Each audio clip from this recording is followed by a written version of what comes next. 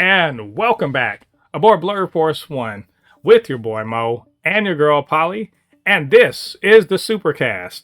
The Supercast, where we talk about all things superhero in our pop culture media, and that's movies, it's video games, TV shows, comics, even all that good nerdy stuff.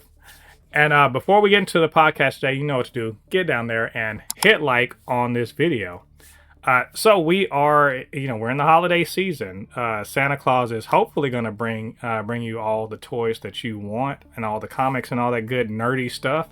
But if you don't necessarily think he's going to do it, you can always nerd on a budget like your boy.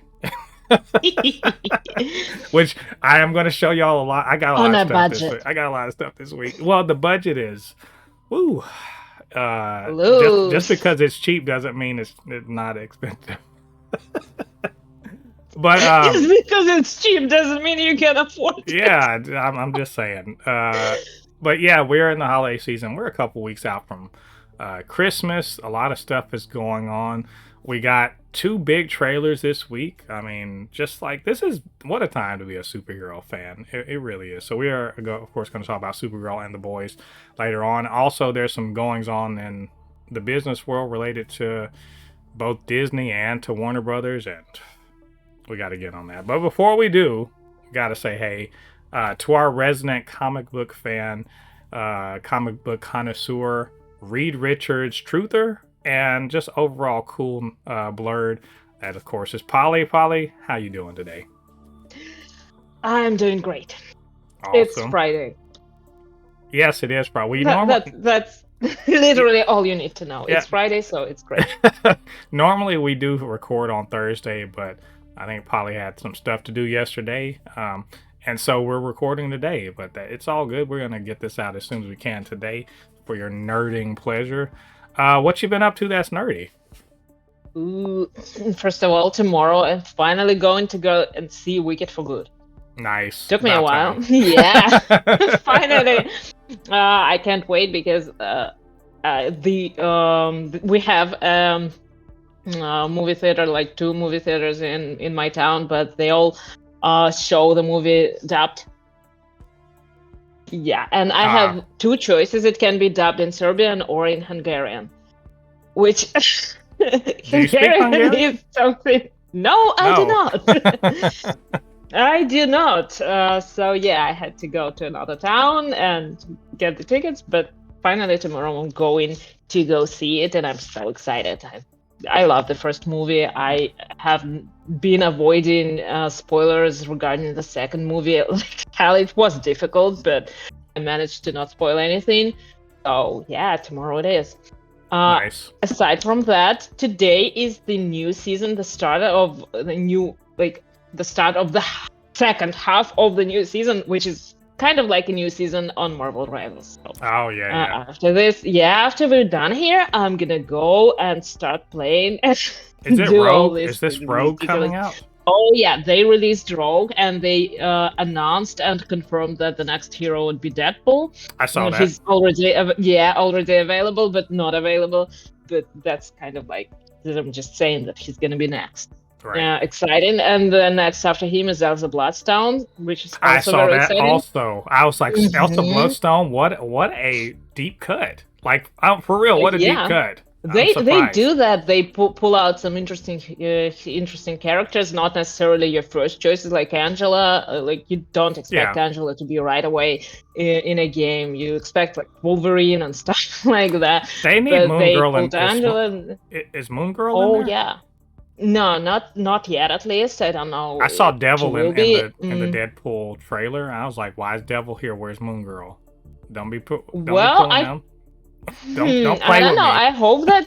I hope that they will release her. They have a lot of characters planned, and some pretty unexpected ones. I don't know. I just love this game. I'm excited. And new season is all I need. Nice.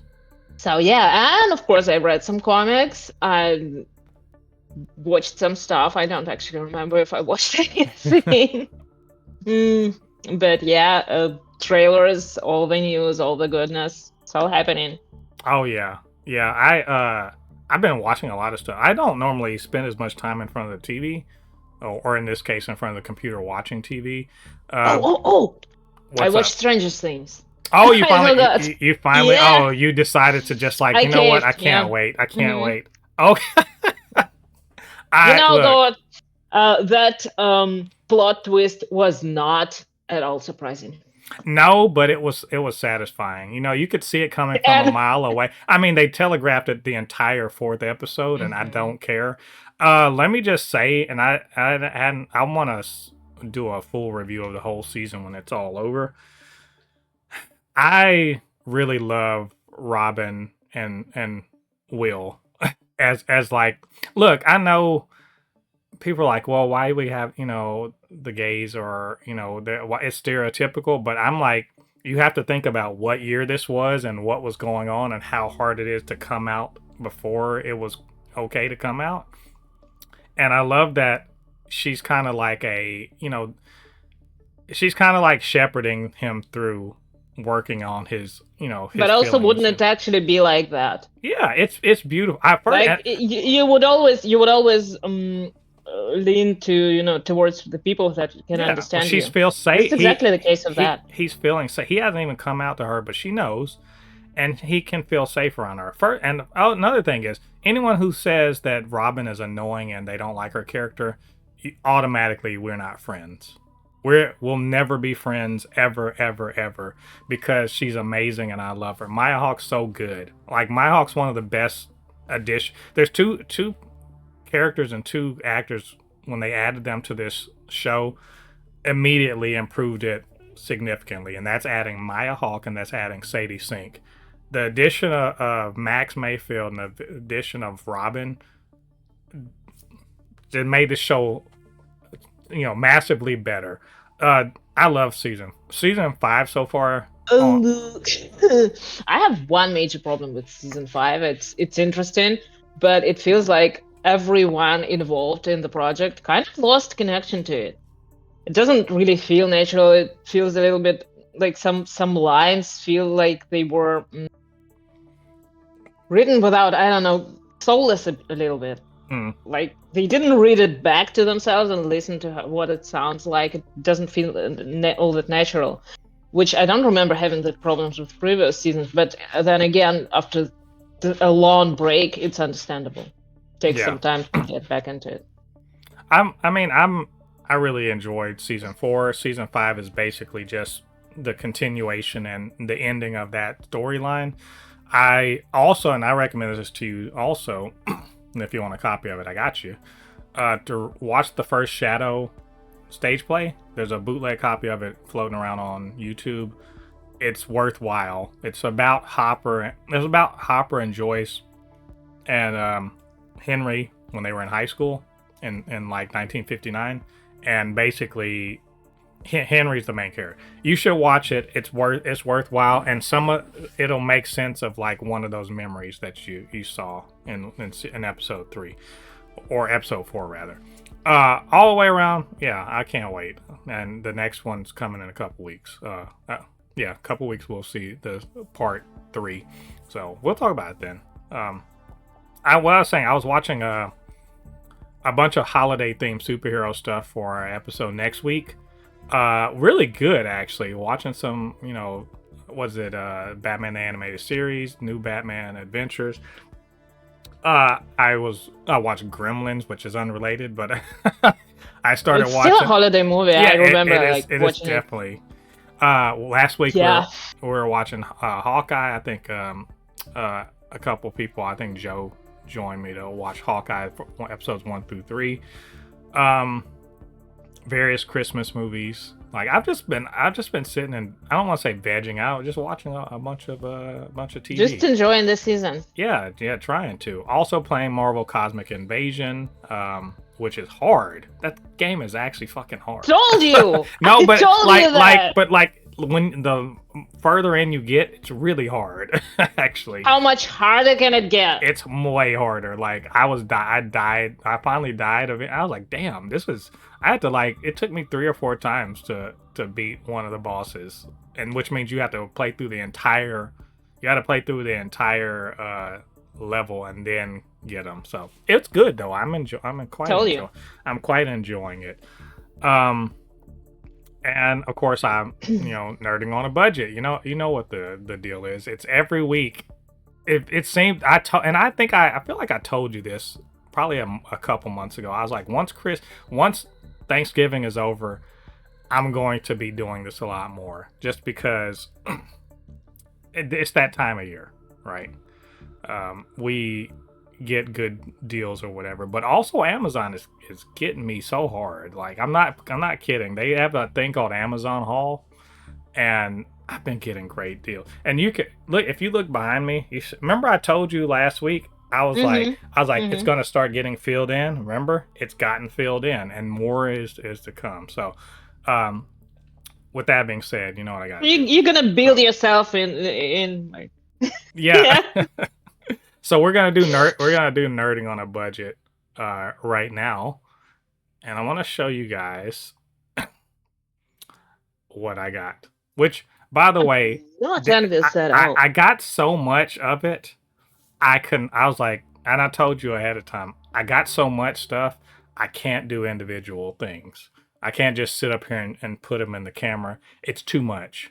Because like literally last Friday when I was watching Hawkeye on the Earth's Mightiest Nerds Discord, I got like 2-3 boxes full of stuff. And I showed Joe what I got, and it was so much. I was like, "There's no way I can't do this on camera live." So what I'm instead going to do, I'm just going to show y'all pictures of it. And I sent these to you ahead of time, but I wanted to kind of show off. Now, some of this was from Amazon, some of this was from Ross, which is of course my connect locally for cheap toys. They haven't been as good as they have been in previous years. I think I've said that before too. I've gotten some cool stuff, but like they're not as good. But either way, first we're gonna show you. I got the Star Wars Black Series Jackie Long. Cool.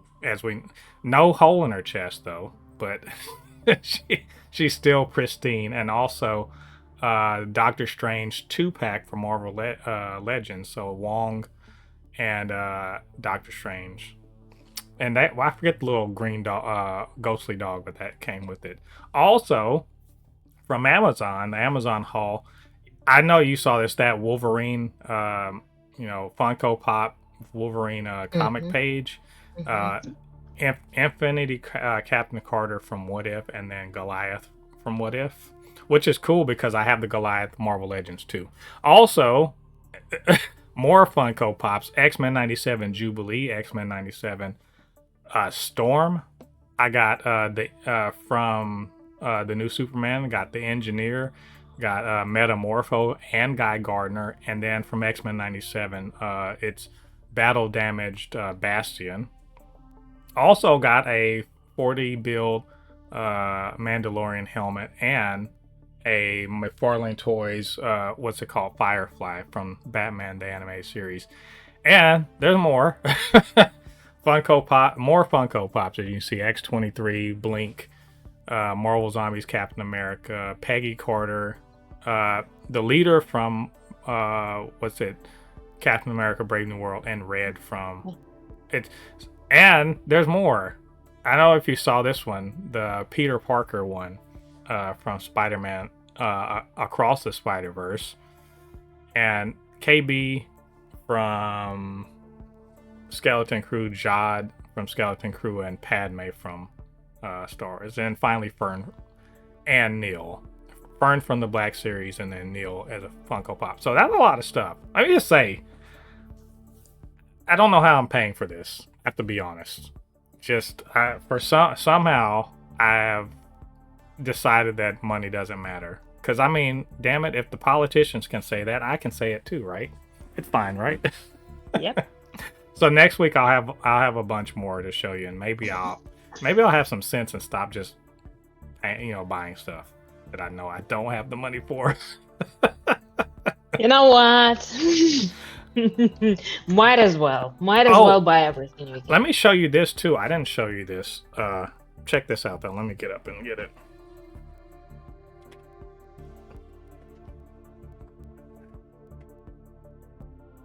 put this bad boy together. I'm worthy. Ooh, that This is is cool. really like, That is look, cool. the 40 build of this is dope. I don't care what anyone says. Look at that. It's really like it's huge. I didn't expect it to be this big. It literally looks like actually at the size of Thor's hand. Tell me one thing. Is it heavy? Hold on 1 second. Yeah, I mean, it's really cool. It took me. It didn't take too long to put this together. Really cool looking. I should glue it so it stays together, but it's actually fairly well constructed. I'm not afraid of it breaking apart. Really cool looking. The only problem is Yeah. where the hell to put it. It comes with a stand too. I'm just like, I don't have a place to put it, so I'm trying to figure it out. I have it sitting on my little couch here, but it shouldn't go there. I'm gonna figure it out though.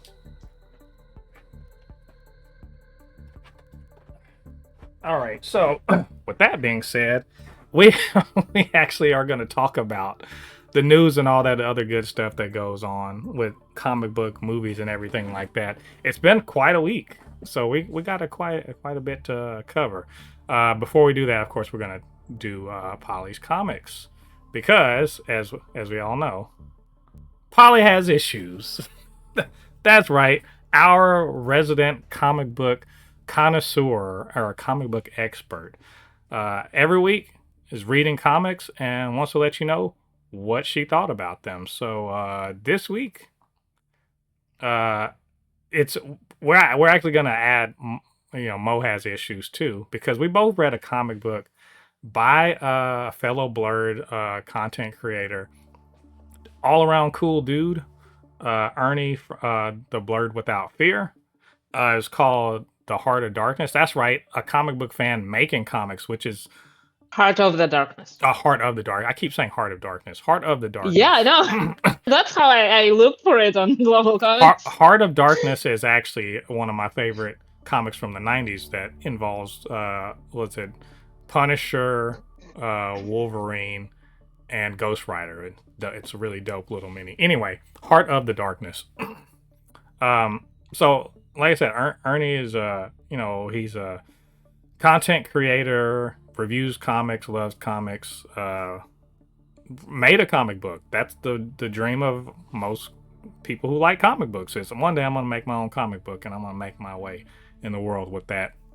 And to his credit, he put his money and put time into it and put out something I consider to be pretty damn dope. I like this issue. Issue number 1's great.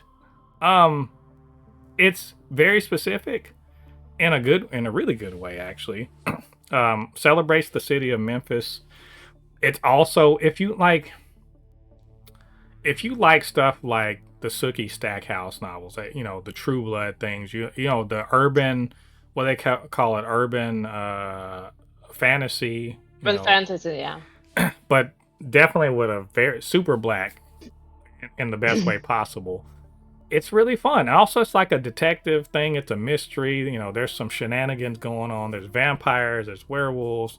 I even felt there was a little bit of like and probably because she's the godmother, if you will, of urban fantasy. But there's a little Anne Rice in it, with the ancient vampire situation. Just all around, I think the art's really good. The story is intriguing. The main character is cool as hell. I think the only thing I would say, and this is just a small quibble, is I wish the cast was a little bit more extensive. Like right now, it's literally just about three people, and then some people you don't really know. Like there's some adversarial people that you just kind of know their names and they're there, but it's about 3 or 4 people so far in the cast. That's really my only quibble. I like this kind of story. I like, detective stuff. I like someone unraveling mystery. He's a bit. Oh, there's another person he's a bit like Shaft. I don't know if you ever seen the blaxploitation film Shaft, but he's a bit like Shaft in the sense that he's a bad motherfucker and will put his boot in your ass. But he's righteous and he's trying to make his way. He's trying to basically keep the peace and keep the streets safe. And if he gotta, stick his foot up a vampire's ass, he'll do it. It's really cool. Like, I think it's a really cool setup, and I can't wait for issue 2. What do you think? I mean, I just read it today, and I had to actually sign up for Global Comics to read it, which this is a big thing. But the thing is, I really liked it. It's a very strong first issue. It's, I think, one of the very few strong first issues that really gets you. It leaves you wanting more and wanting to know what comes next. And I loved how it gave the introduction to all the characters, especially the main character, because you right away you see what he's about, what he's doing, what world surrounds him, and yeah, it draws inspiration from many vampire properties, like you mentioned, Anne Rice, and I feel like there's something in there inspired by, of course, Blade. Definitely. Not sure about True Blood because obviously I haven't actually read it, if it's a book, or watched it. I watched the first and the last episode. Anyway, but I am a huge Buffy fan, and so yeah, obviously it's right up my alley. And there is inspiration, I think, from the Vampire the Masquerade. Yeah, of course. Game, yeah. But to me, it felt like I think that you would really love and enjoy this book if you watched Buffy, but thought like, damn, I wish there was like they had more Kendra in it. Or you watched Angel and you were like, damn, I wish there was more Gunn in it.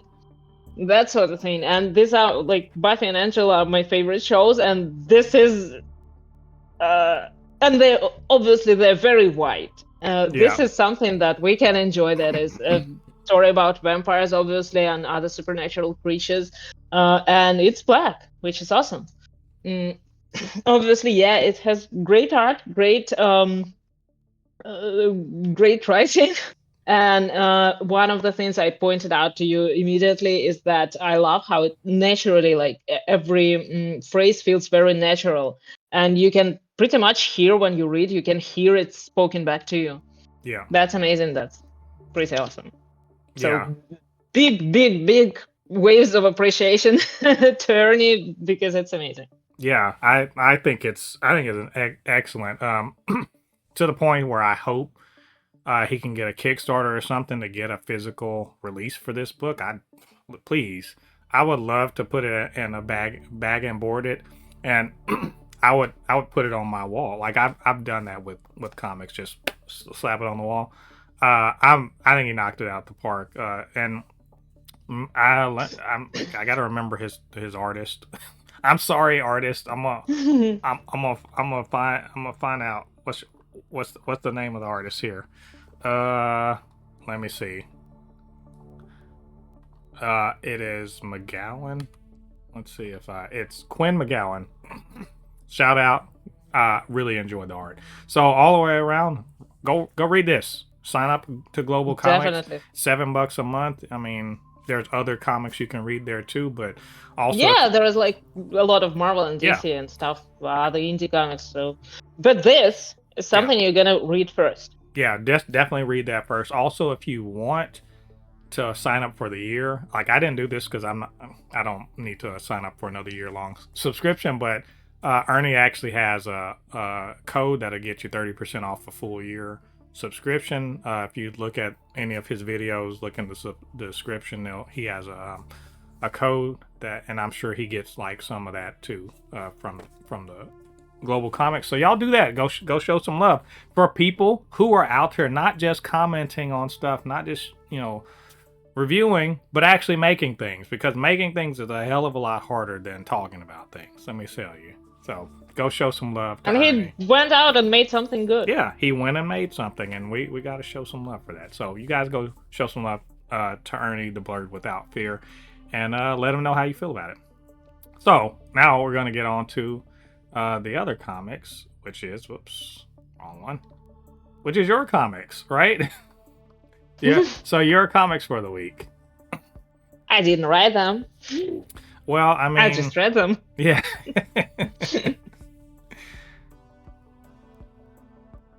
Yeah. I'm sorry. Okay, Go, but yeah, no, go ahead. no. Yeah, it's fine. It's fine. So I, aside from obviously reading Heart of the Darkness, I read some of the Marvel comics. Yeah. The first one was Iron and Frost. It's the third issue, and it's the last issue in this mini-series, let's call it that, or event. It's heartbreaking. It has a kind of a tragic end, but damn, the story is good. Like in 3 issues, it did a lot. It did, and I hope that this character development and this story is gonna affect the whatever's happening in the 616 right now, like in real time, not just in the alternative future that we've been witnessing. And because yeah, this it's something great. And again, Emma and Tony Stark, we should all ship it more. The other thing I read was Unbreakable X-Men, and this is also the third part, which kind of like, I'm assuming that this means that Age of Revelation is ending or about to end. We're about to see the story resolve, which kind of, I feel is kind of sad, and I feel that some of the endings might be abrupt or a little bit rushed. With Unbreakable X-Men, it was well, I don't know if I should spoil it, but it was kind of a happy ending, which I don't know. After reading a great tragic ending in Iron and Frost, kind of wasn't so excited to read a happy ending. And that's the kind of reader I am. But otherwise, it was a very cool arc, cool story, and I like that it did give some additional weight to the new characters introduced in the Uncanny X-Men. Because I said that before, I was kind of worried that they're gonna play around with them as long as this run is ongoing, and then they're gonna just put them away and forget about them. This makes me hope that they're not gonna do that, and they're gonna spend a little more time developing them and letting them grow. So the next thing I read was The Age of Khonshu, because I had to read it because it was kind of like the prequel to the current, not current, but the one of the newest Jed McKay Moon Knight runs, which is another thing I read and I'm reading right now. But The Age of Khonshu is basically Khonshu trying to take over the world because, well, somebody has to, if the world hasn't been taken over for a while, people in the Marvel universe start getting worried. So this time it's Khonshu. Khonshu's trying to stop.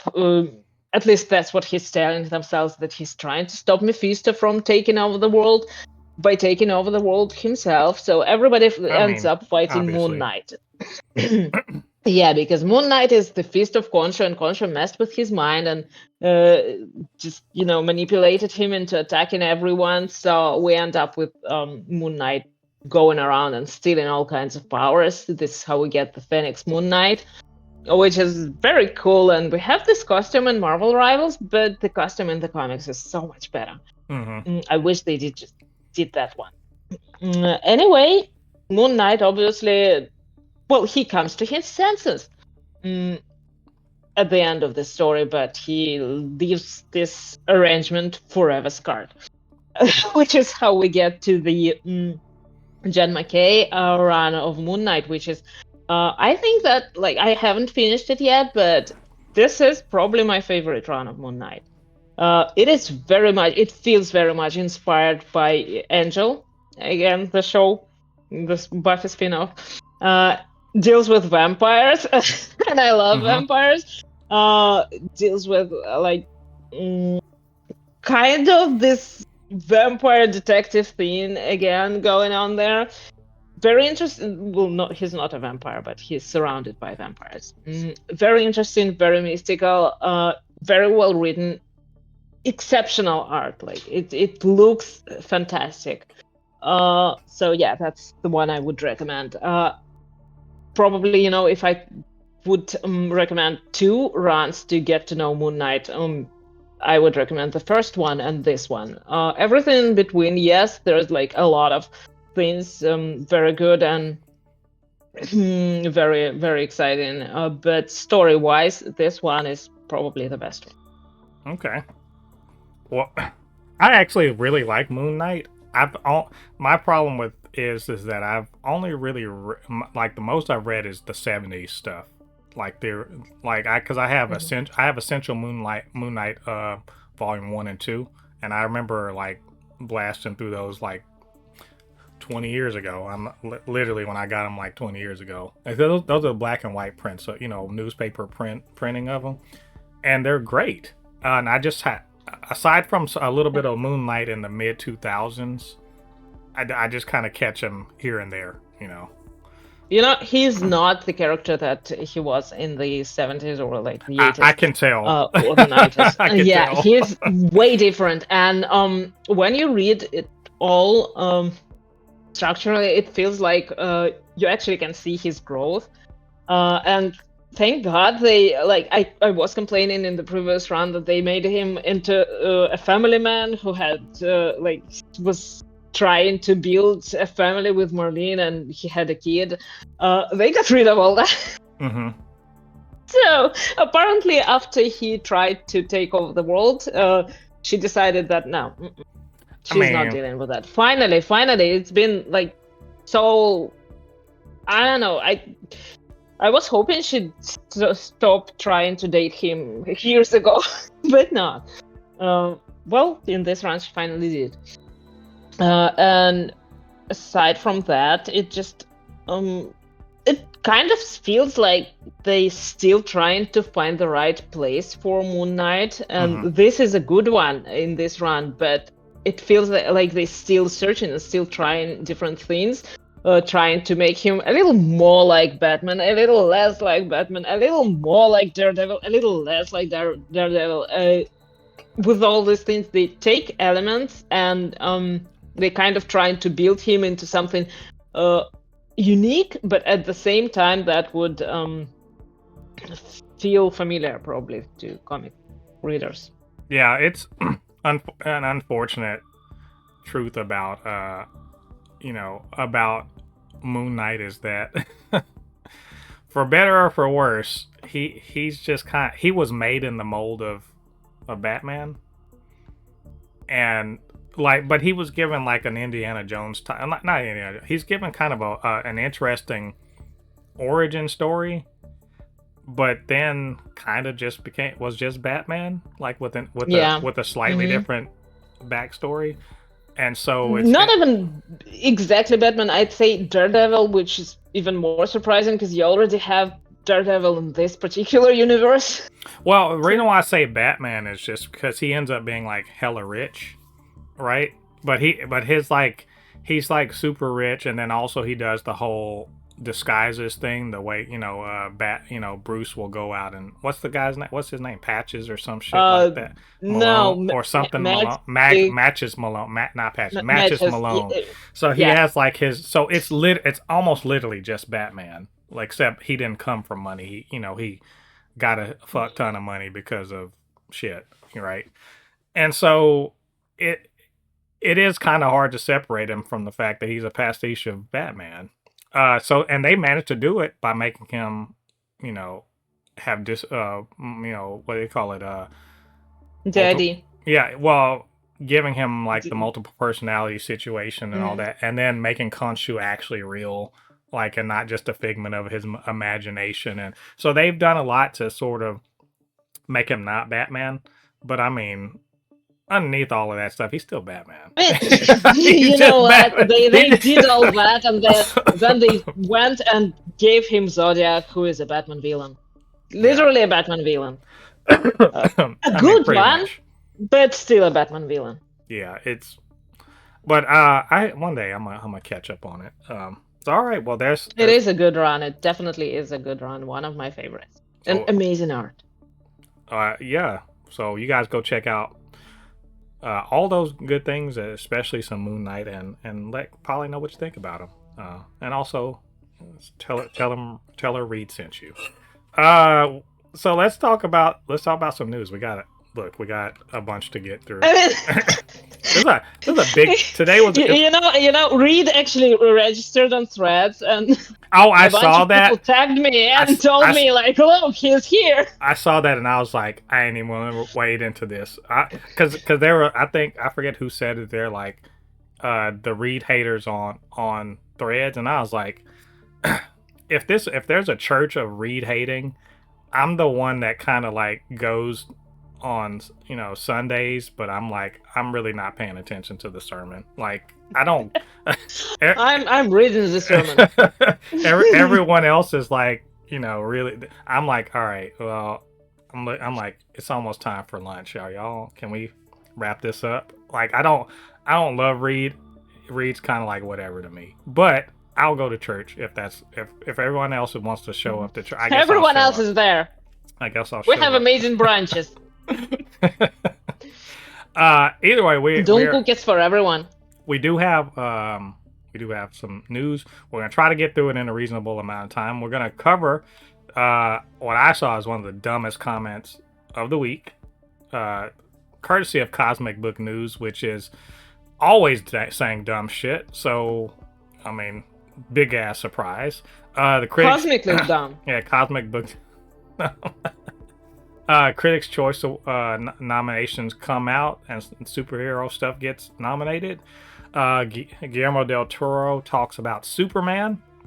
David Corenswet talks about that little heated exchange with James Gunn.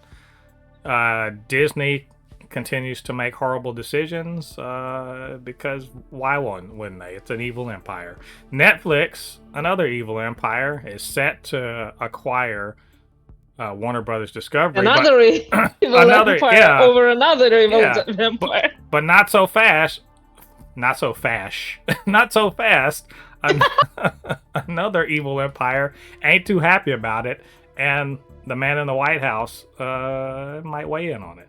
Then we get 2 trailers. Also evil. Yeah, it's all. Yeah, I mean, we are in the worst timeline, y'all. Also, a lot of evil news. We get The Boys Season 5 trailer and the long-awaited Supergirl trailer, and we'll talk about what everyone's saying about that. So, lots of stuff. I know what are we, 30 minutes in now? We're 37 minutes in. We can actually start talking about the news now. Now, we talked about good things. Now let's talk about bad things. Yeah, and evil things. Yeah, all right, so let's get into this. Dumbest comment of the week, courtesy of Cosmic Book News, which is, again, not surprising. Cosmic Book News is, it's one of those grifter sites that they're always saying crazy, wild shit. It's a right-wing grifter factory. I honestly wouldn't have seen this if somebody else hadn't. I think the Ray of Water replied to this. But it's one of those, woke, always complaining about woke, always complaining about woke. It's, if I'm being honest, it's lazy. Like, these are the same people that be like, ooh, lazy writing. They'll be the first people to be talking about lazy writing, and they'll do lazy writing. You know what I'm saying? Takes one to know one. Yeah, they have no, like, there's no, what I like to say, no originality, no panache, no vision, anything. Yeah, they're just they say the same stupid shit. So this wasn't even a response to the damn trailer. This was in response to the poster for Supergirl, right? And the tagline on it is truth, justice, whatever, right? And it's got Supergirl's, she's got like sunglasses on and what, that's her thing, right? Which, by the way, you would have gotten that if you'd watched fucking Superman. If you'd watched Superman and you saw the way she was in there, this makes perfect sense. Also, read a motherfucking comic book. How about that? You're supposed to be Cosmic Book News, and yet you don't seem to... Well, cosmic, not comic. Yeah, you can't... You want to talk about superhero shit, you can't seem to actually crack open a fucking comic book that the comic book that Supergirl's based on, this is exactly in line with how she is in the book. What Can I be honest? You know what I really think is the problem here? Like, and the comment, by the way, I'm just going to say, I'm going to read the whole thing. He says, James Gunn can't help himself. 3 exclamation marks. James Gunn's DC is once again mocking America in the first official Supergirl poster, which debuted with the line "Truth, Justice, Whatever." This is because, let me just say, conservative Americans, they want so bad to be persecuted. Them motherfuckers are in charge, but they want to be persecuted so bad because they want to be the villains and also loved. Bitch, you can't have both. Yeah, pick a lane and stick to it. The jab by Gunn didn't come out of nowhere. Superman Creature Commandos of Peacemaker Season 2 leaned heavily into political commentary. Clearly, Gunn is sending, all caps, the message. This is because you guys suck, you conservatives, and if you're conservative and you don't like this stuff, you guys are in charge. You're doing all the shitty things. The things that you do suck, and artists are going to comment on the fact that you're doing things that suck. Maybe stop being shitty, and you won't get talked about. But also, I think that this is a. It says that there's more to what these people are saying because also, and have you noticed, these motherfuckers are mad that they can't sexualize Millie Alcock more. And I feel like this is what's they want Power Girl, right? That's what they want. No, they want White Power Girl.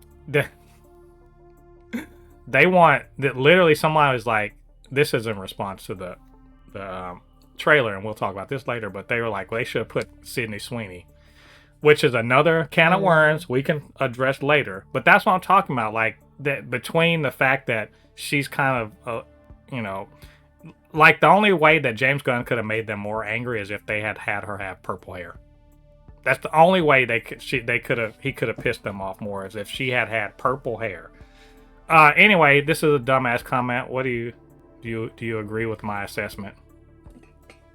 Look, they're complaining. Like, what I don't get is why they're complaining about somebody criticizing them allegedly, if they're supporters of free speech, which they were supporting when they allegedly were persecuted under democratic rule.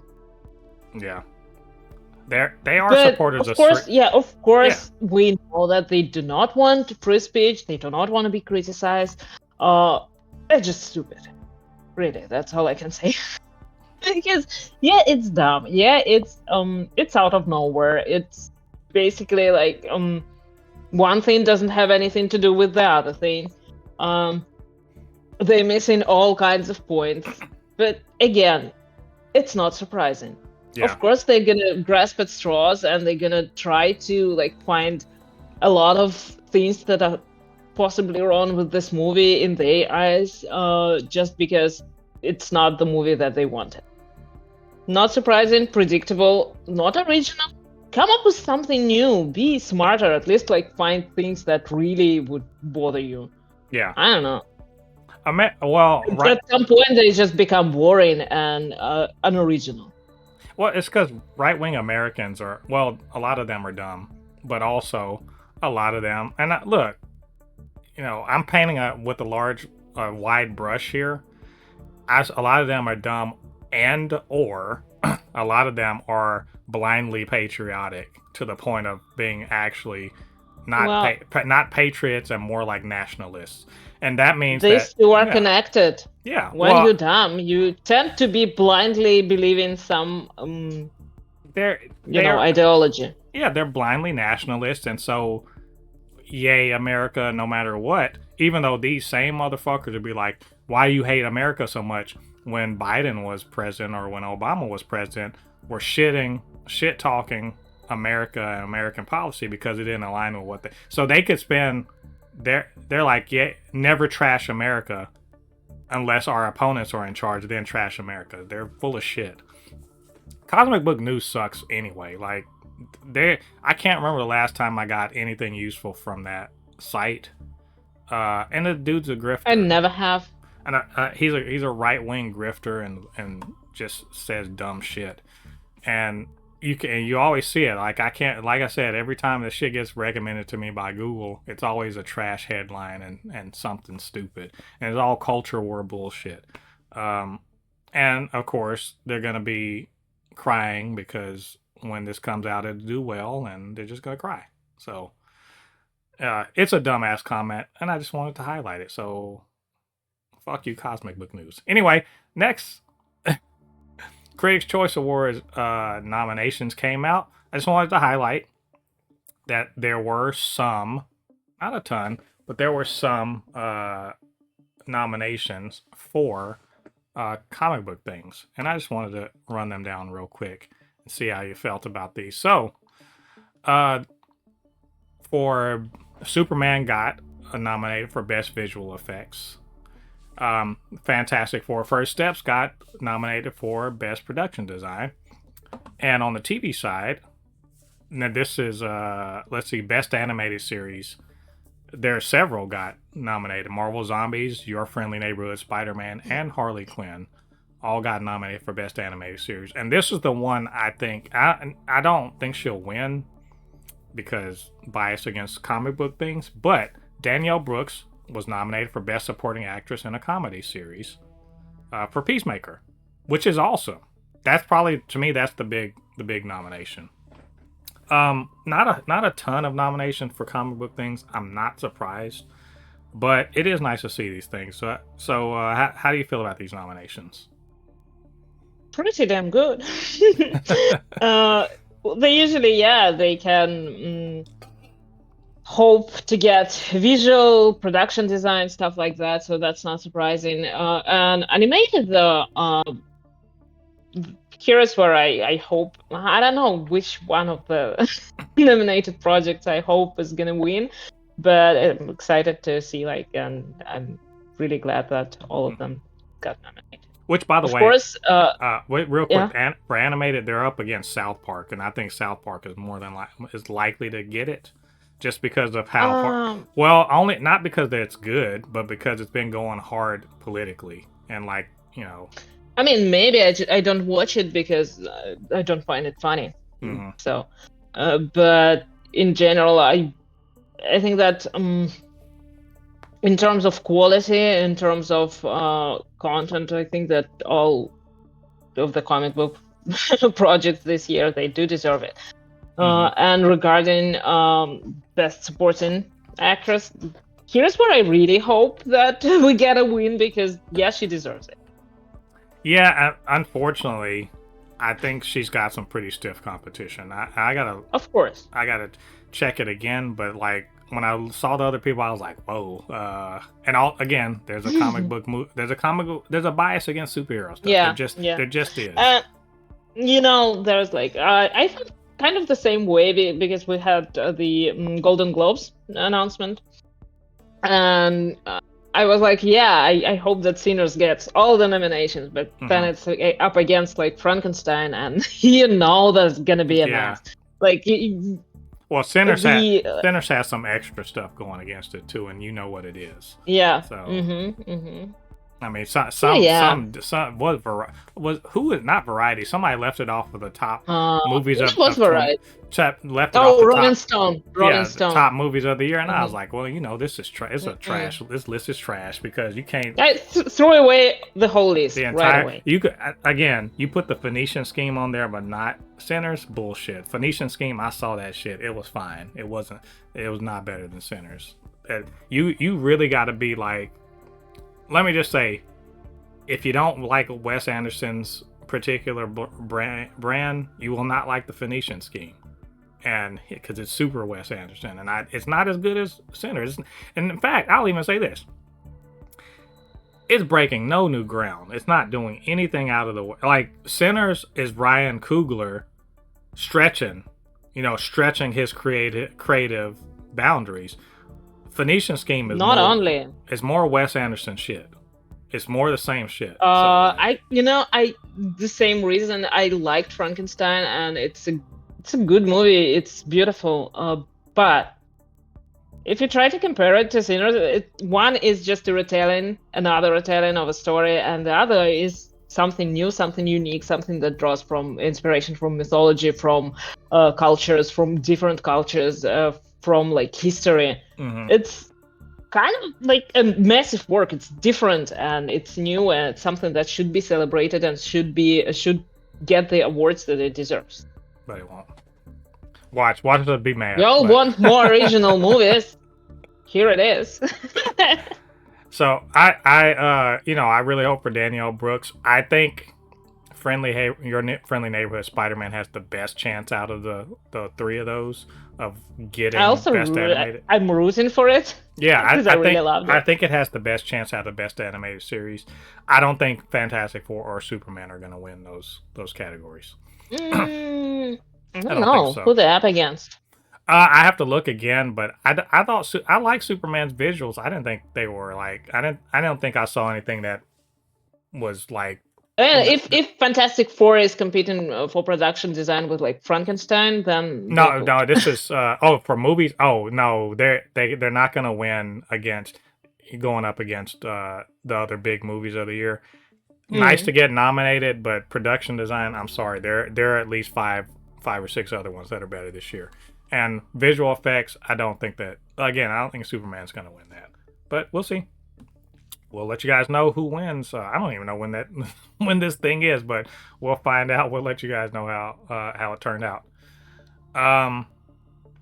Speaking of Frankenstein, well, Guillermo del Toro, I love this because this week another director was on some bullshit.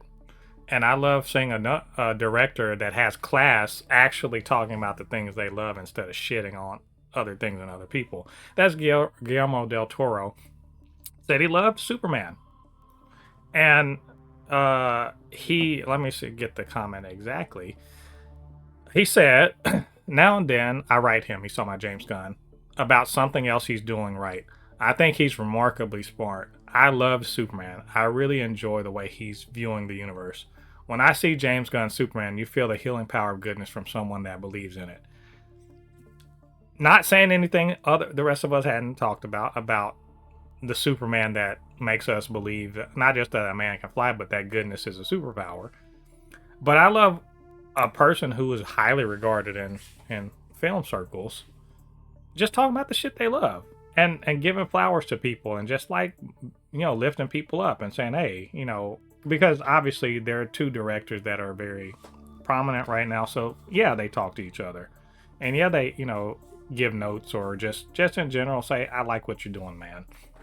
I love to see that because in light of the fact that this same week that I read this, Quentin Tarantino's being a fucking asshole for no reason. Again. Shooting straight, like not even straight, shooting directly at people for no fucking reason. And y'all, we don't get too hard into it, but sitting up there shitting on three actors that no one can really think of a good reason to have a problem with them. What's it? Paul Dano, Matthew Lillard, and Owen Wilson. Who's out here having beef what did they do to him? Who the fuck is out here having beef with them three dudes? Nobody. Not like literally the whole internet was like, why them? Why you got so much damn smoke for them? Of all people. Didn't you work with Harvey Weinstein? Where you smoke for him? You ain't said anyway. I just wanted to be like Guillermo, and also, please let this be like the start of like conversation to get Guillermo del Toro to the DCU. Can we make it happen? He could look. There's so much. People are talking about Justice League Dark. I mean, if he's up for it. I'm just saying. I think that's a cool idea. But anyway, how did you feel about this interaction? It's just a little, just giving some flowers to the man. That's just great. That's what everybody should be doing. Yeah, lift up the things you love, and if you don't like something, move on. Some people will learn from that. And if you worked with Harvey Weinstein, be quiet. Oh my gosh. Anyway, Del Toro, stand-up dude. I want to see him do some superhero shit. James Gunn, you are in charge of the studio, at least for the time being. So you're talking to him. Yeah, it's up to you. let's get him in there. Let's get him in there. We'll see. We'll let you guys know if anything comes out of that. Speaking of James Gunn, I like this because remember, probably a couple months, maybe it's during the summer, whatever. We saw that little behind the scenes thing of David Corenswet and James Gunn having, and some people took this to like, oh, it's contentious, but it was that back and forth that they had on the set right before he did that little monologue about being human to Lex Luthor, right? And it was like, some people were like, oh, it's very contentious and like whatever, and or that's terrible, that's what kind of working conditions. Or for me, I was like, this is intriguing as hell. Like, how often do you get to see the creative process actually at work? You know what I'm saying? Like, how often do you get to see two artists? They're not butting heads. There's a bit of friction because their idea of what's going on isn't matching up. And they've got to eventually come to some place where they both understand what's happening and what they're trying to do, what they're going for. And to see James Gunn explain it, and like the moment where David Corenswet, he's not fully understanding what James Gunn is going for, and then the moment he says the right thing and it clicks and he's like, good, and he doesn't even let him finish explaining, he's like, good, I'm ready, let's go. And they film a fucking dynamite scene. It's beautiful. I love creative process.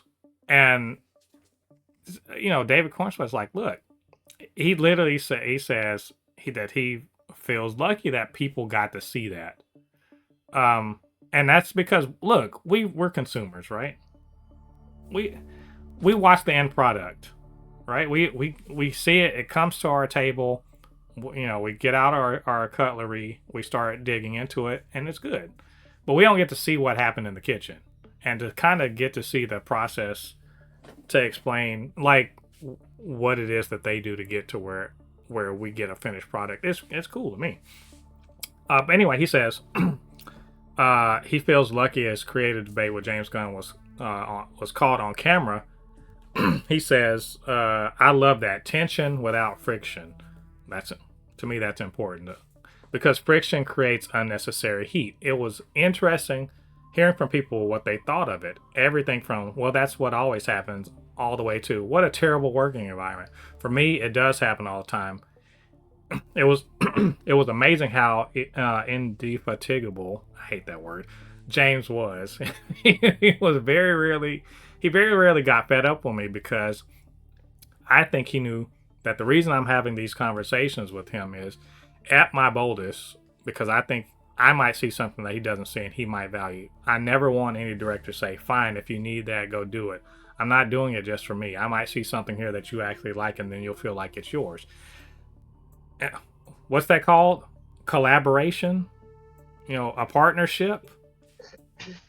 Creative process? Who knew? And I think that this also shows that people feel like James Gunn is kind of like just kind of dictates what's going on, because he's very methodical in how he goes about preparing a movie and what his vision and what he thinks should happen. But they don't get to see that there's actually a conversation going on between the actors and him and his vision, and what he thinks might happen may not be the best way, and he's open to it. I love that. Anyway, I've gone on a lot. How you know, Superman himself said it's all good. This is actually amazing, and it made things better. Do you believe he you know, how do you feel about his? Do you believe Superman? No, I think he's a freaking liar. No, you know what? It was shocking to me to find out that people actually had a problem with that, and they talked about it, and they decided that James Gunn is a dictator, and he makes everyone, I don't know, walk on coal or something. I'm surprised, because I thought that it was normal to like ask questions, clarify things, and to come to a conclusion that something might be better. Because if you do have a vision, if you do have a specific vision, you still should be open to all kinds of input. And in this case, apparently he was. So I don't know. Yeah, I think people are just being weird, but like, I think they just have nothing to like talk about to make up shit. They don't know what they're talking about. We don't know what we're talking about, but at the very least, we get to see We what. pretend to. Yeah. But like people that like vast majority of people that enjoy movies and TV have never been on a set. We don't know how it goes from script to screen. We don't get to see these little conversations. Like it's not just actors just reading lines and moving on. No, they can. And Well, in depending, some cases there is. yeah, if you're an extra with one fucking line, sure, but or you've Or got if the movie's bad. but it also is that a director that doesn't value the input of his actors or her actors Ends up making Madam Web. it's very interesting, but I think I enjoy the idea that James Gunn is not his ego is not so big that he's just like, I don't give a shit what you actors say, just do it my way. He's not that guy, and I think that's also borne out on the Peacemaker podcast where all the actors say the same thing. Yeah, he has an Unless idea. he's making him say this. Yeah, oh yeah, he's still directing them even when they're not on the set. Mm-hmm. It's a cult. I think I love this. It gives me more confidence, because if the actors are feeling this way, then they're going to be more likely to, they want to work on these films, and they want to come back, and they want to really kind of dial in and give not just their best, but like their input matters too. So I think it's really cool, and good on Corenswet for talking about it. And also, Man of Steel is getting ready to start filming pretty soon. I think it's April. It's going to start filming, so he's ready to get back in the driver's seat, so to speak. So we'll talk about all that when it starts happening. Wait, Man of Tomorrow. Yeah, Man of Tomorrow, not Man of Steel. Yeah, you said Man of Steel. God forbid, no. You know what I mean. I barely said so the first one. No. So don't you dare scare me like that. So we have to talk about shitty news now. Shitty news number one, which is Disney is going all in on that AI slop. They are going to invest $1 billion into OpenAI's Sora 2 or whatever the fuck it is. Video AI generative whatever. I call them copyright infringement algorithms, pretty much. Well, thanks to Disney. Now they're not gonna be. Yeah, so we're gonna see OpenAI is gonna do Marvel and DC and all that stuff. Not DC, Marvel and Pixar and Disney Animation and so forth. So and everything that Disney owns. And this kind of goes. It's a lot of porn. This goes back to something we talked about a few weeks ago, where they were talking about embracing generative AI for user created content. Awful idea, a fucking awful idea. Well, now they're putting $1 billion in OpenAI, and we're gonna get more AI into slop. Garbage. Yeah, we're gonna get AI slop. That's all I can say. They are. It goes further than that. Remember when Marvel was like, "We are never gonna use AI," and you said, "You know lies. what? I said I don't lies. believe it for a second." I said yeah, lies. that's exactly. I wrote about it in Threads right away when I saw this news. So remember what Mo said? I said there we are. You are here. I'm calling shocking.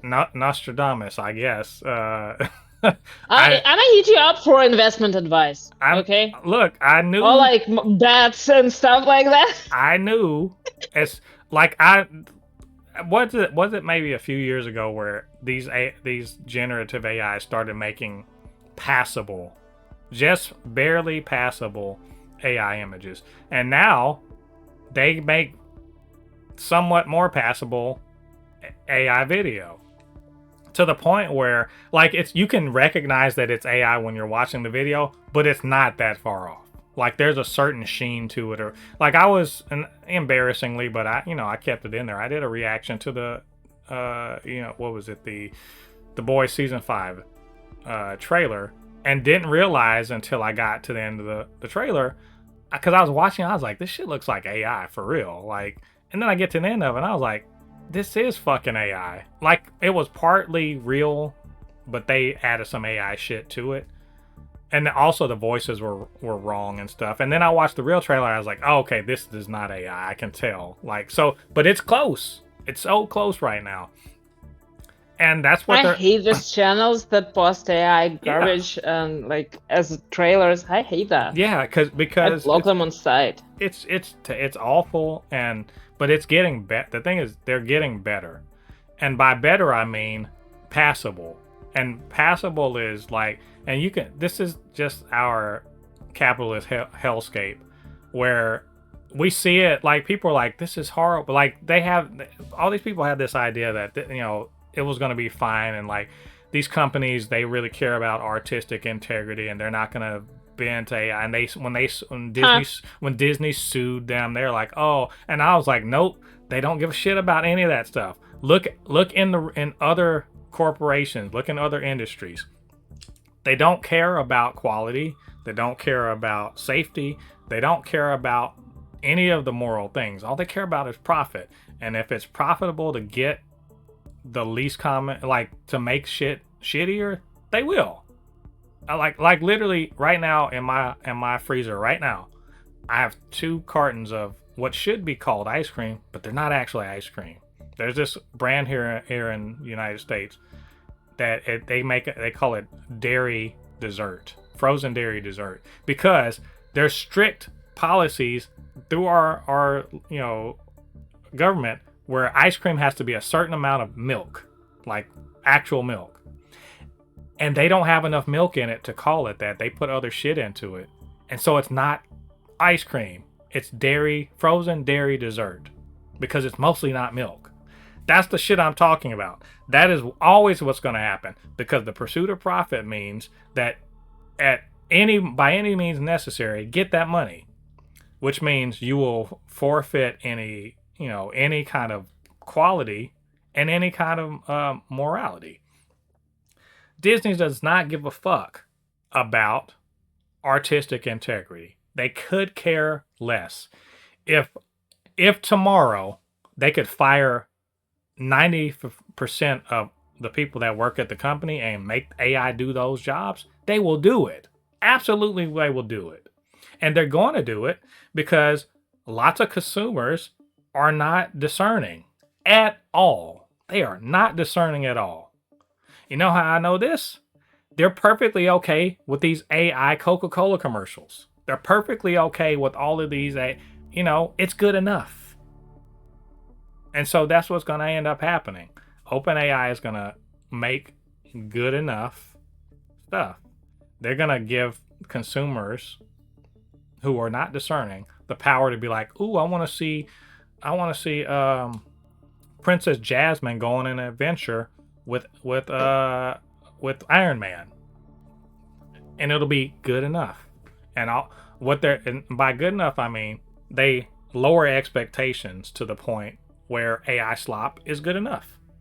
If you keep lowering your expectations of quality, it'll be good enough for the vast majority of people. Now, you and I, we want to actually watch good shit, right?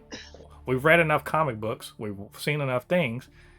AI is going to be generic bullshit that will not satisfy us.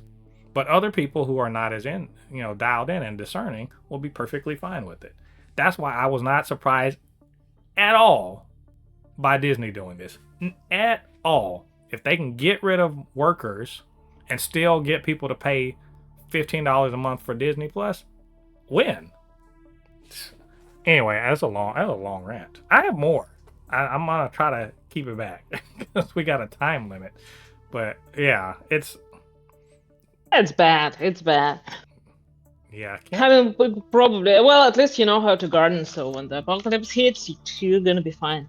Yeah, I mean, I'm sure they'll probably build a data center and a fucking power plant to pollute my city. Like, and by the way, we were talking about Blurred Without Fear earlier. Ernie lives in Memphis, and apparently there's a data center there. I think I don't know if it's Musk or whatever that has a data center there that is absolutely polluting the shit out of and using a shit ton of their water is driving up the price of like the cost of water in town because they need a shit ton of it to cool everything off and a shit ton of electricity. So the cost of living in Memphis has gone up.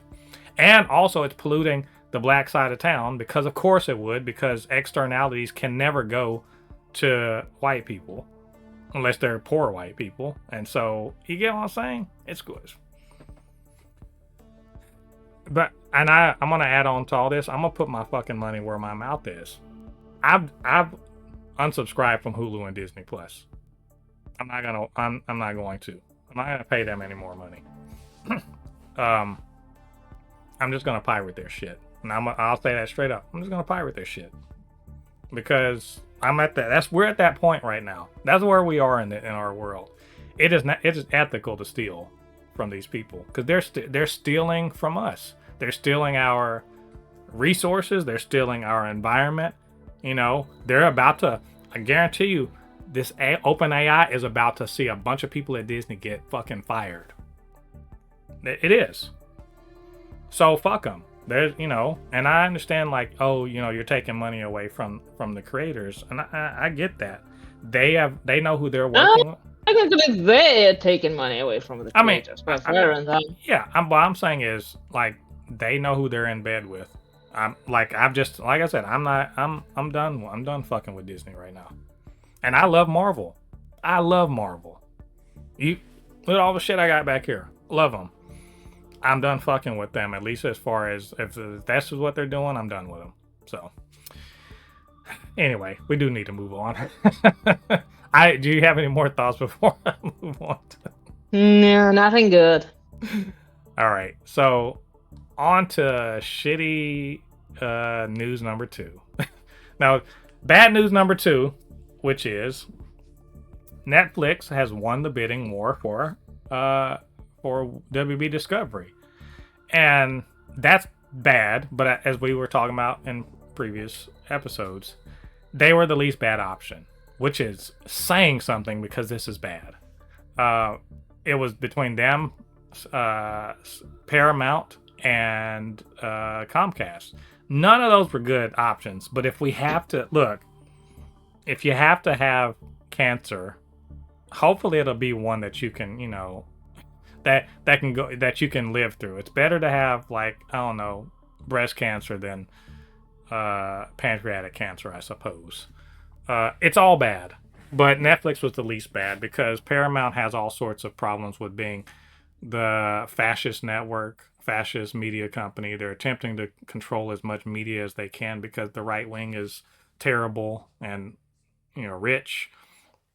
Comcast was better, but not by much. They're also a big evil. It's like three big evil empires. Which evil empire would you rather have? Neither. Yeah, I mean, neither's not an option. So, you know, you got to choose one.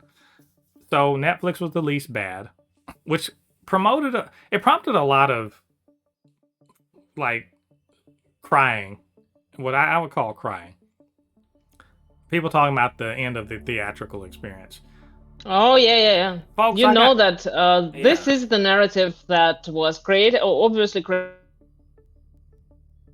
created by these other companies. This is I think it's a reasonable response because Netflix is they notoriously don't give a shit about the theatrical experience. Who does? People who don't go to the theater to watch it. Well, and then say like, "Oh, how did I miss that?" Exactly. I mean, nobody does. Nobody cares. Things are different. Netflix is in a they're in a certain place. Their business model is streaming. It just is. So for them to be in charge of a theatrical distribution company is not a good idea. That's not great. But I tell you, I'll take them ruining cinema over Paramount ruining the political landscape of America even more than they already are. They already in the position of entirely fucking the political landscape of America because they own CBS, which is a major news organization, major TV organization, but they have a major news organization.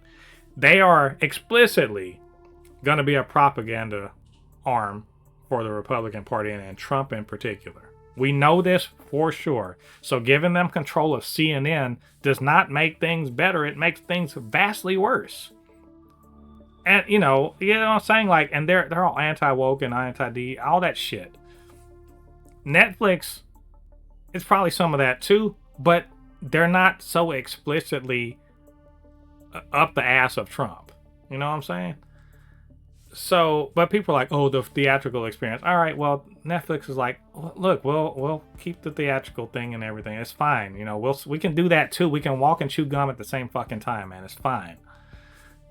But then you had, of course, then the drama started, because Paramount, they're mad about getting rejected. We talked about it last week about them being like, ooh, you know, this isn't fair and whatever. But it got worse. They're like, all right, fine. If you guys don't want to take us, if you guys don't want to go on a date with us, we're gonna go talk to your parents and make you go on a date with us. They're gonna make you marry us. So they've said we're gonna do attempt a hostile takeover. Hostile takeover meaning, because they were basically like, we offered so much more money than Netflix did. Why didn't you accept us? Yes, because that's the answer.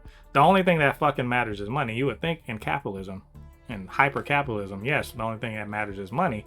But it could be that David Zaslav just don't like you bitches. You ever thought about that? He's the CEO. Maybe he just don't like y'all. Maybe he's just like, fuck y'all. What's the Ellisons? Fuck y'all. I don't like you guys.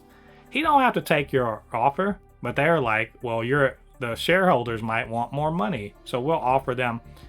I want to say it was $3 more per share is what they're trying to offer. So a hostile takeover, of course, being rather than negotiating directly with the board of directors and CEO and whatever to buy the thing, instead you just go outright say, I'm just going to buy 51% of the shares, and then I'll be in charge, right? And the way you do that is you offer a shit ton more per share than what would normally be normal. 51% of the people sell you their shares because they're going to make a windfall. You control the company. You can do whatever you want. And to add another wrinkle to this, and I think I said this when we were talking about it last week, Trump really wants Paramount to win because the Ellisons are up his ass. Right? They're all pro-Trump. He wants them to win. So he's already, but his government is already saying it's going to be really hard for this to actually go through because they want Paramount to win. So it's already some shenanigans anyway. But he's also started making noise like, I don't think Netflix should have them. I think Paramount should. So the fucking fix is in. Paramount, look. The way this is going to play out, I think, is Netflix has said, we'll pay you $5 billion if we try to make this happen and it doesn't happen. There's a ton of barriers between them being Netflix and Warner Brothers and then Netflix with Warner Brothers. A ton of barriers. Besides, the U.S. government has to approve it. The shareholders have to approve it. There's international concerns. The European Union has to approve it. You get what I'm saying? There's a lot of stuff that could get in the way of this. And if they don't work, they owe $5 billion to Warner Brothers. So I think what's going to happen is it's not going to work. They're going to pay $5 billion. It's almost $6 billion, actually. They're going to give them $5 billion. Then Paramount's going to come in and be like, all right, cool. We can do this now. And all of the roadblocks, at least on the United States side, are going to disappear magically because our government is run by a fucking mafia boss. And he's just going to suddenly all of the things that were in the way are suddenly going to be clear. But then the European Union has to weigh in. And notice also, the WGA is like, this is some bullshit. The DGA is like, this is some bullshit. The European Union is like, this is some bullshit. We're not going to let this happen. So it's a fucking mess. That's all I'm saying. It's a big damn mess. And all because, and David Zaslav is like, he's just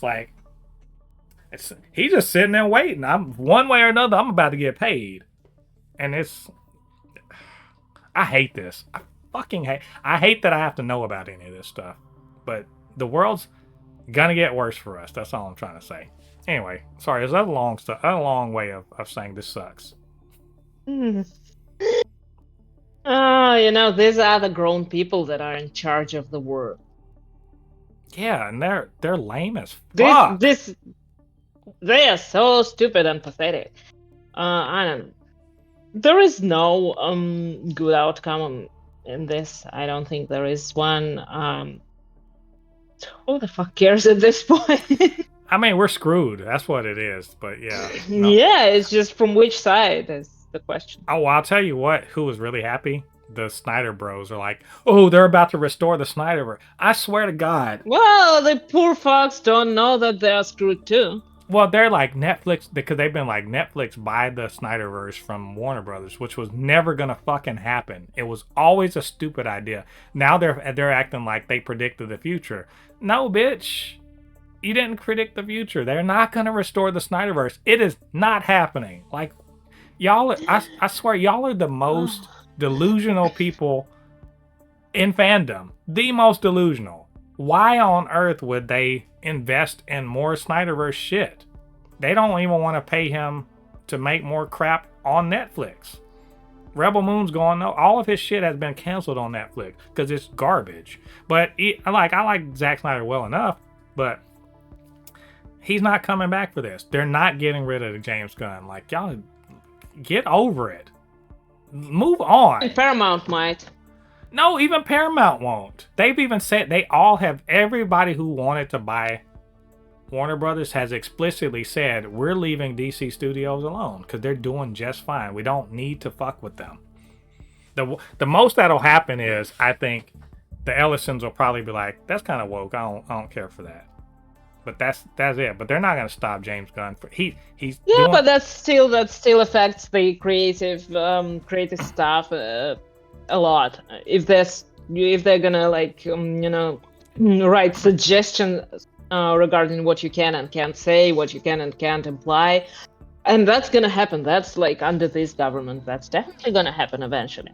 Yeah, it's just a question of when. Because that's how it starts always. It starts with small suggestions, with notes and commands, and then it turns into censorship. Mm-hmm. That's not the first time it happened. This also, I mean, there's this also this. And they're not gonna leave the DC Studios alone. No, they won't leave. They're not gonna do that. They're not gonna leave DC Comics alone. Like it's all. I mean. I just like there's no good. None of this is good, but I'm hoping. This is a very slim hope that somehow Netflix gets through the regulatory process. But I would prefer that nobody got it because we don't need a big behemoth of a studio. We need multiple studios because people don't ever think about this. But when Disney acquired Fox. You saw how many people got like fired because there was a lot of duplicate, positions. People, two different people from different studios doing the same job. Once you combine them, one person's going to do that job, right? So why would you retain that? This is necessarily gonna involve a bunch of people losing their jobs. I don't understand why people think this is a good idea. This is a horror. This is fucking bad. We need more studios, not fewer. And they were also talking about, Paramount was like, well, if we get them, we're committing to 30 theatrical releases a year. Sure, I believe you. This okay, like because every time a studios merge, now their theatrical output technically. It decreases because two separate studios would have put out a bunch of stuff, right? But when they come together, they're going to basically combine their efforts and they're going to reduce the amount of movies they actually put out. It's just bad. This is bad for the industry. It's bad for the movie industry. It's bad for theatrical. It's bad all the way around. None of these are good options. The Comcast for theatrical, I think Comcast is the best for theatrical. Netflix is best to keep the fascists at bay, and Paramount is just hell. So, Anyway, we'll check back and let you know how the if the sky when the sky is falling, not if when it's falling, and what's going to be the disposition of those of us who are getting rained on. So let's talk about some trailers. The Boys season 5 trailer hit the internet earlier this week. Highly anticipated final season of The Boys. Surprise, there's going to be a lot of blood and guts. And it starts off. Look, the end of season 4. Boy, what an ending where all the bad things happen, and basically dystopia. Here we come. They were like, you remember, whatever the Hunger Games. That seems like let's try that. Let's try Hunger Games. Let's try all the dystopias at one time, and let's make Trump super powered.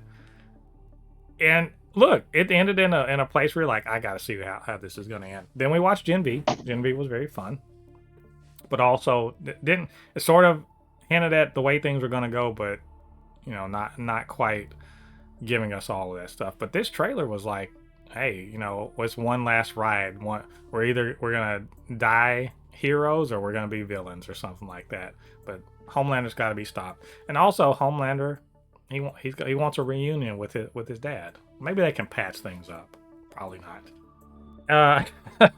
The Deep somehow still alive. I'm sure they're gonna fix that up. And we got a Supernatural reunion. Jared Padalecki is in this as something. He's somebody. For some reason. He's here. Maybe he just showed up. He was just like, I'm Dean Winchester. Showed up to the set, yeah. What's the other Winchester? Everybody just went with it. I don't think he's Dean Winchester. He's the other, whatever the other Sam. I don't remember. I think watched like 5 episodes. Yeah. I like the trailer. It didn't get me like super hyped, but I don't think it ought to get me super hyped because nothing in that's happening in season 5 is about hype because it's grim as hell. It's even color graded. It's even color graded very gray. It's color graded very gray because that's the situation. It is. Shit is fucked up, and they're not in a great position. Homelander is the most powerful super on Earth. How do you deal with them? But Billy Butcher is back and he's ready to bring these guys down finally. I think it's a good trailer. Homelander looks sufficiently unhinged. The boys are back together. They get out of whatever internment camps that they had, and then Starlight's ready to go in. So I'm excited. What did you think about the trailer? I'm not excited yet.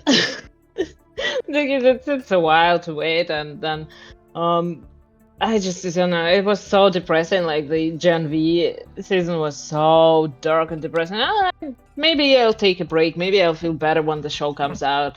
About it, more excited. Maybe I'll be in the mood, for some mayhem.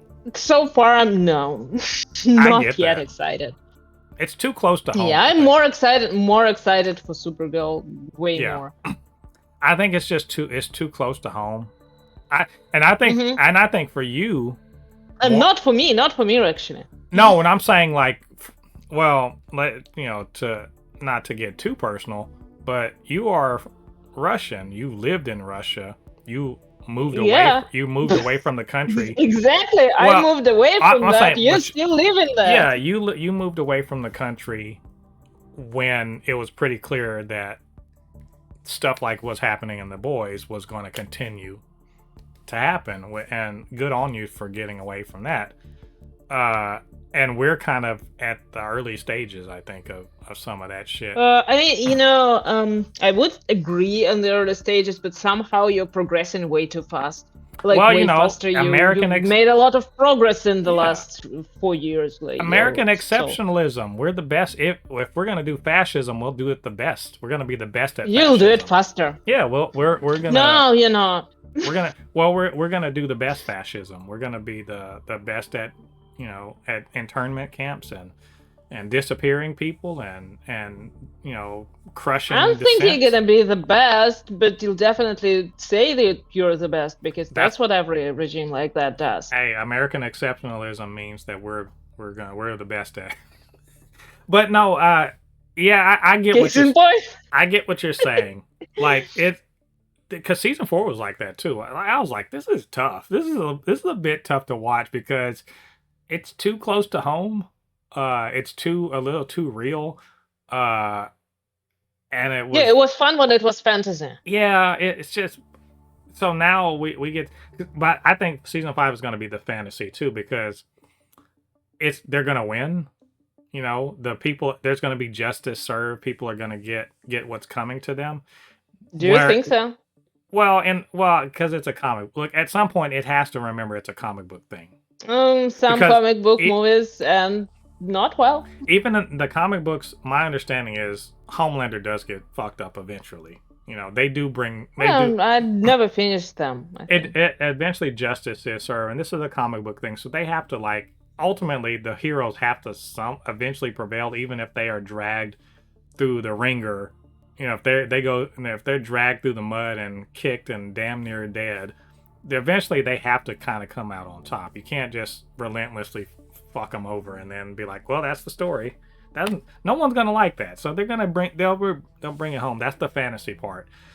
The idea that the oligarchs and the people that support them are gonna face actual justice without pitchforks and guillotines is silly.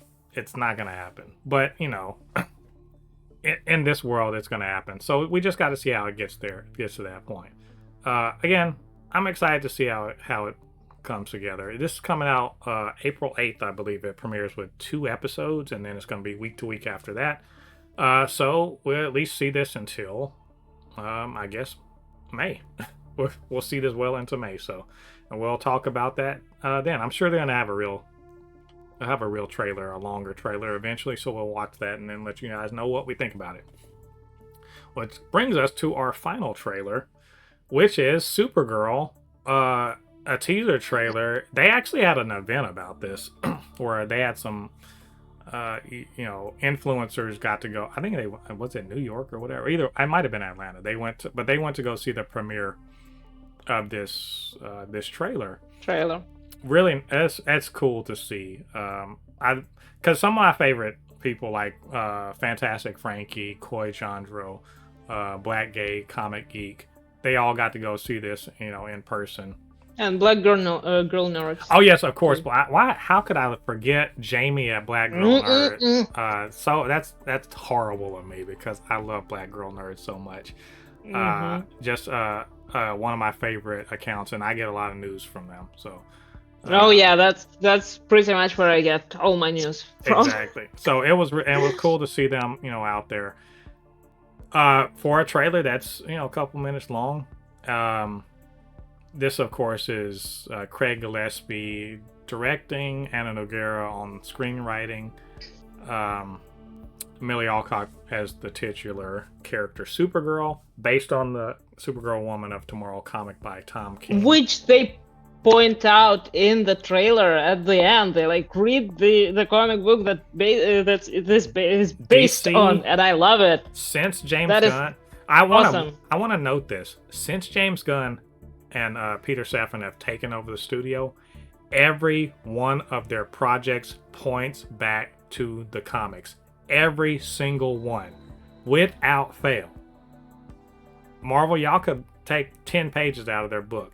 Every single go back and look at every single one of their projects since they've taken over. Every one of them points right back to the comics. So beautifully done. I heartily approve of that. I think this trailer's fantastic. We saw a bit of Kara Zor-El at the end of Superman.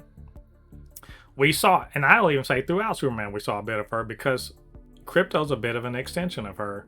And man, is he badly behaved. And I love that dog. So let me tell you, I love Krypto so much. I knew the moment I saw Krypto in the first Superman trailer, I would love that dog. He is a menace, but him a lot less when I saw him pee on the newspaper. Look, my pets don't do that. She has not properly. She's very freewheeling with him. She kind of lets him do whatever. And she was. I see that. But I love Crypto in this. I think that she looks great. I think Melanie Alcock looks great as Supergirl. She has an attitude about her that very much fits with, and I don't mean her, the actor herself. I mean just like the way she portrays Kara is very much in line with the comic. If you've read it, if you haven't read it, you should read it. Haven't yet. I'm planning on it. Very much in line with that. She's not Clark Kent. It's very clear. She is not Superman, and there's a reason for it. But they are like, I like the visuals on here, the sci-fi aspect. I know people are drawing comparisons to Guardians. I don't mind that. I even like the look of the little the girl that plays Ruthie Ann, who is basically she wants Supergirl to help her track this guy down that killed her dad. And they even showed, like, you got a glimpse of the main bad guy, Krim of the Yellow Hills. He looks cool. We talked about the actor last week doing stupid shit. We got a glimpse of Lobo, a short glimpse. It's just a lot of stuff going on in this. And there's so much fantastic stuff that happens in the comic, and I hope they do it. I'm really excited about this movie. I think it looks fantastic. There's a moment later on in the where you see her in, like, she's not in her Supergirl outfit at first. She's there. She's at a place where Red Sun to get drunk. She still is a kick-ass warrior and puts the hurt on people. But when she actually is in her suit and is fighting and going in, what do they say? Just there's that moment where she's swinging the thing. Ugh. And then the final bit where she's, rising up, there's a little J.J. Abrams lens flare like over her shoulder with the sun behind her, and she's got the little smirk. I was like, I'm 1,000% in. I was already in anyway. I think this is a great trailer. What do you think? What do you think about the trailer? Awesome. I was actually surprised when I saw that people apparently drew comparison with Guardians of the Galaxy. First of all, how is it bad? Second of all, what's your problem there? Second of all, yeah, the style is similar. It's a space movie, but it's actually different. It's actually very different from the tone of it to the design and stuff like that. Obviously, these people have no idea about anything. But I haven't read the story yet. I'm going to. I hope that it's on Global Comics since I have the subscription now anyway. You might as well read it. Exactly. So, and if y'all do that too, check out Hart of the Darkness. But it is great that they're drawing inspiration from the comic book and doing it a little bit. I'm assuming that it's the same story and it's a bit more inspired by the comic book than Superman was, because Superman was the mood, the style, the everything, the message was inspired, but the story wasn't. In this case, I'm assuming that it's going to be a bit much closer, which is why I'm excited to read it. And I do like that it references the other movie. It feels like it's its own story, and it's definitely not going to be. They're not going to be as connected as you'd expect, but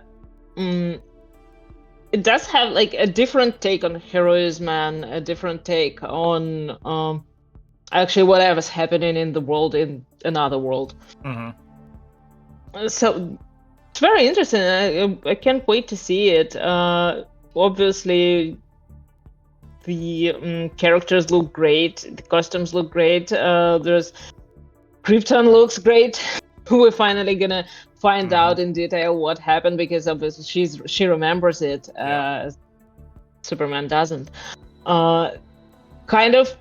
I feel like it's a little bit inspired by Absolute Comics, Absolute Superman 2, but I'm not sure. Might be mistaken.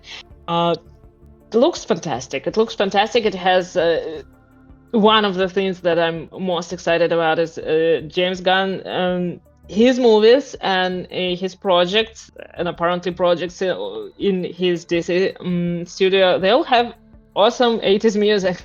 And this is not an exception, and that's probably one of the best things that my favorite things about this movie. Yeah, it was a good needle drop. We'll see if that actually plays out in the actual movie. Again, shout out Doesn't to, matter. There's gonna be yeah. music, and it's gonna be good. Well, and we're not well, again. This is Craig Gillespie's movie, so we're not entirely sure. Like reminder, people, this is not James Gunn's movie. He is an executive producer because he's the studio head. Uh, so this is Craig Gillespie's movie. This Anna Nogueira's script. This is their vision. So we want to. I'm gonna beat that drum. This is not James Gunn. He's doing something else. We got to get used to that. We've seen mostly just James Gunn stuff now, but we're going to start seeing other creators as they build out the DCU. He can't do everything. So, with that being said, I think it's a great trailer. You guys go check it out. Let us know how you felt about it. So, that was all of our news for this week, which is it didn't feel like there was a ton of things, but like I had to rant. Sorry. Understandable. But maybe we forgot something, or you wanted to give us your thoughts, or say something nice, or even troll us, whatever the case may be. We encourage you to go down there to the comment section, leave your thoughts there, and also you can hit us up, supernotfunnyshow at gmail.com, blurred_force1 on Instagram and Threads, super_not_funny show on TikTok. And while you're doing that, you know what to do. Get down there. Hit like on this video, subscribe to the channel, and hit that notification bell. All that good stuff helps to grow the channel, helps more people to see this podcast and all of the other things that we do on Blurred Force 1. And of course, couldn't do this by myself. I needed my good friend Polly to, give us her comic book knowledge and, also remind me that all's not lost yet. It's gonna get worse. It could get worse, yeah. So where can they reach you on social media? On core_mixed. And yeah. On Threads, on Instagram, on Tumblr. I forgot that completely. Yeah, don't be coming to me talking about how Reed Richards is cool. He's not. Yeah, the Reed Richards Truth Society. It's I was gonna say they meet on certain days, but the truth is they never sleep. They never tire of telling you. Every day is an anti-Reed day. All right, well, that's all of our episode. This is episode 210. Can you believe it? 210 of the Supercast. We got 2 more left in the year of 2025. Then we can bid this horrible, but sometimes with moments. It had its moments, but this year kind of sucked. But it had its moments. We'll bid this year goodbye. We're going to start by next week. We are going to talk about our best of 2025. Our list of our each of us our top 5 superhero related properties of 2025. That'll be fun, and we'll also talk about the superhero holiday movies and TV shows and etc. Our favorite ones, and just kind of discuss that. Get in the holiday spirit. So you guys come back and join us for that. So until then, I've been Mo, your comic extraordinaire on all things pop culture, joined by my good friend Polly, and we'll see you guys on the other side of the thread. Peace.